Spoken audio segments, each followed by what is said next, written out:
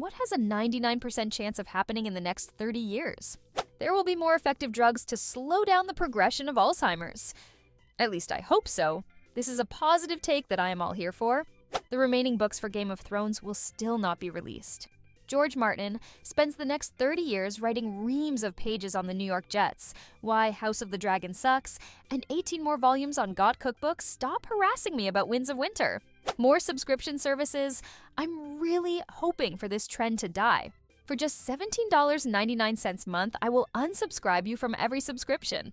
That already exists. Rocket Money is the one that I can think of off the top of my head. Some animals going extinct. It's 100% for several species. Or the invention of a few new species. Maybe amalgamated pig chicken for the ultimate flavor blast synth meat experience. Plus, it contains electrolytes. We are going to see some more bacteria beyond TB and a small number of others that are completely resistant to even last-line antibiotics, and many more that are resistant to first and second-line treatments. My group just published our first paper on P. aeruginosa. It's the biggest genomic study of isolates from patients that we know. We sequenced just shy of 3,000 genomes taken all across the world. All of them, bar the isolates from one patient, had a group of 6 genes conferring increased resistance to beta-lactams.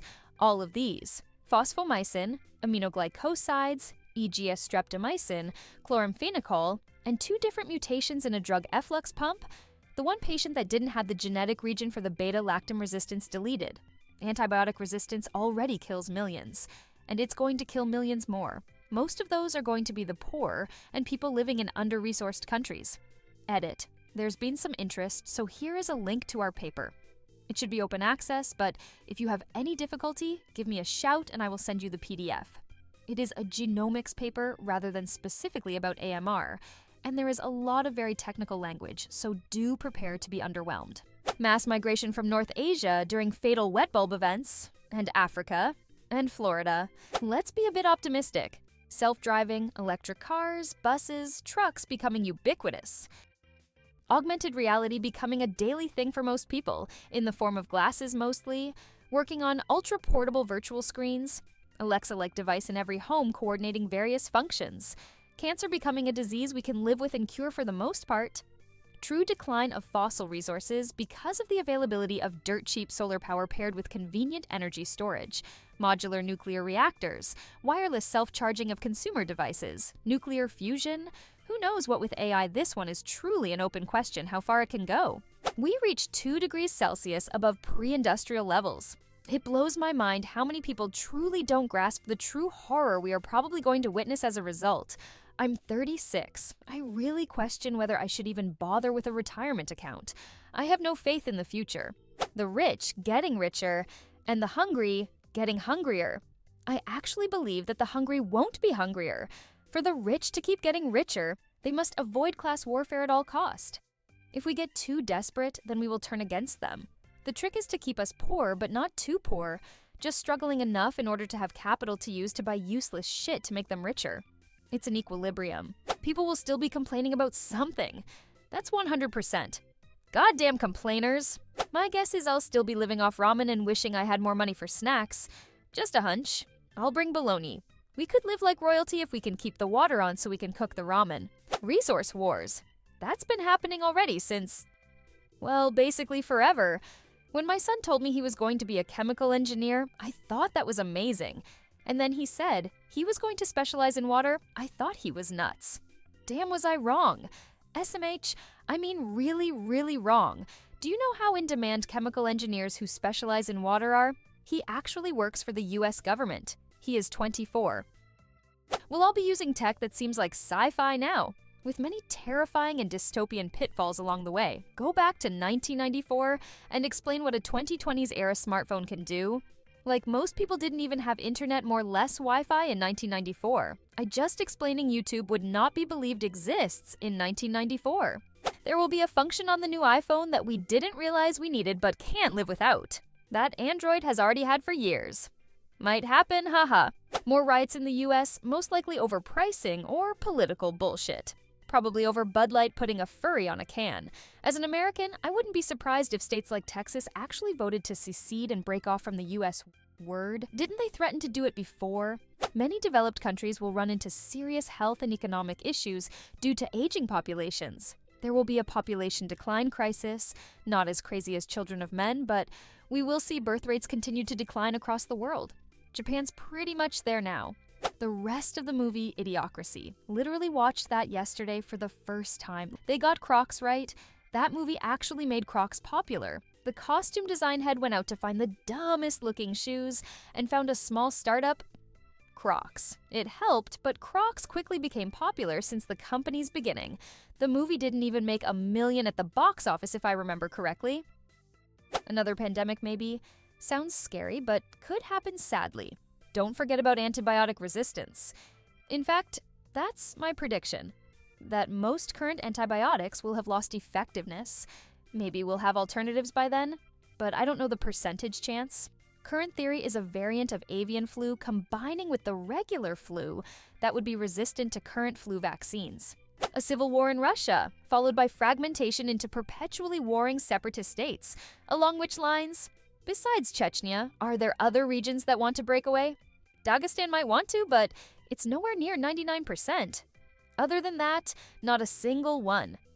I think it's just wishful thinking from some people who don't really know what's going on in Russia. Don't believe everything you hear. Another sequel to Frozen. I hope they revisit those ice farmers from the beginning of the first movie. Maybe Kristoff and Anna are about to get married, but some offhand comment from somebody makes Kristoff forlorn about not knowing anything about his birth family or the village he originates from. And so the whole gang goes on an adventure.